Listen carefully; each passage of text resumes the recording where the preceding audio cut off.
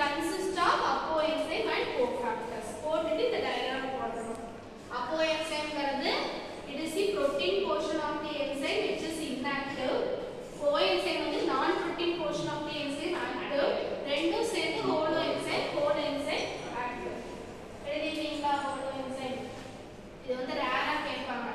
coenzyme ரெண்டு 3 mark சேர்த்து கேட்பாங்க. ஃபர்ஸ்ட் சப்டிவிஷன் coenzyme கேட்பாங்க, செகண்ட் சப்டிவிஷன் holoenzyme கேட்பாங்க. இந்த ரெண்டு எழுதிட்டீங்கன்னா 3 மார்க்ஸ். கிளியர்? holoenzyme புரியுதா? ஏதாச்சும் டவுட் இருக்கா? holoenzymeல holoenzyme ஓட எக்ஸாம்பிள் பாருங்க. DNA polymerase. இந்த DNA polymerase ஒரு எக்ஸாம்பிள் நான் உங்களுக்கு சொல்லியிருக்கேன். So DNA என்னதுடா? This is the genetic material. So நம்ம பாடியில இருக்கக்கூடிய genetic material.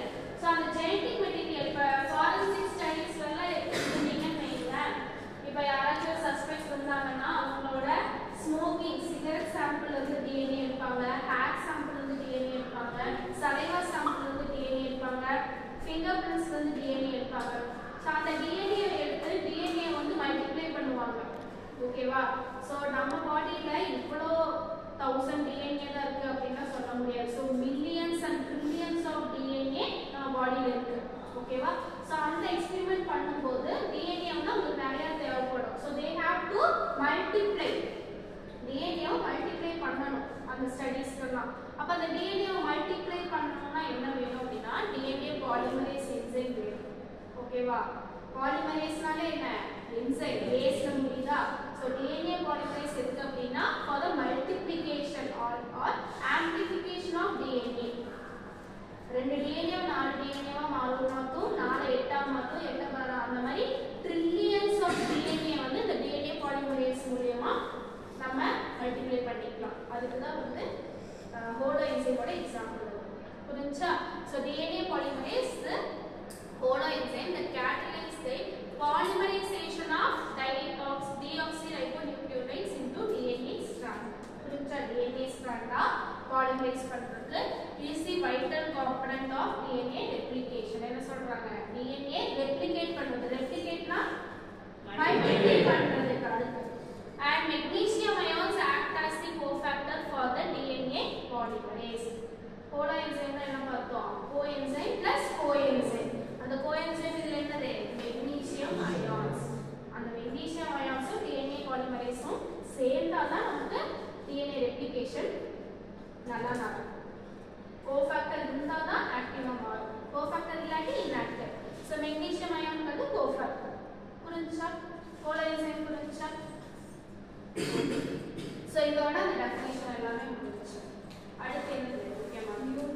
யூனிட்ஸ். மூணு யூனிட் இருக்கு. அது எழுதிட்டீங்கன்னா கிளாஸ் ஓவர். ஓகேவா? இப்போ வரைக்கும் என்னென்னலாம் பார்த்துருக்கோம்?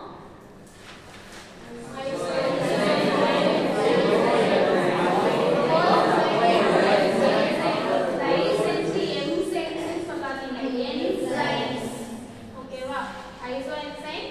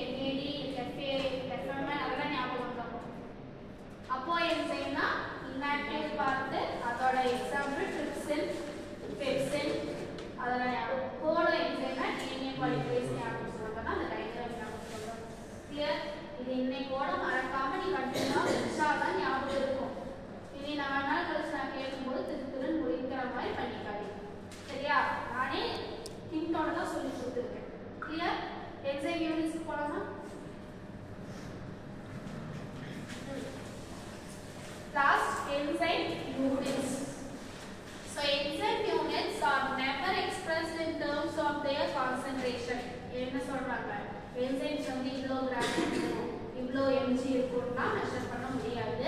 It can be அதோட ஆக்டிவிட்டி பொறுத்து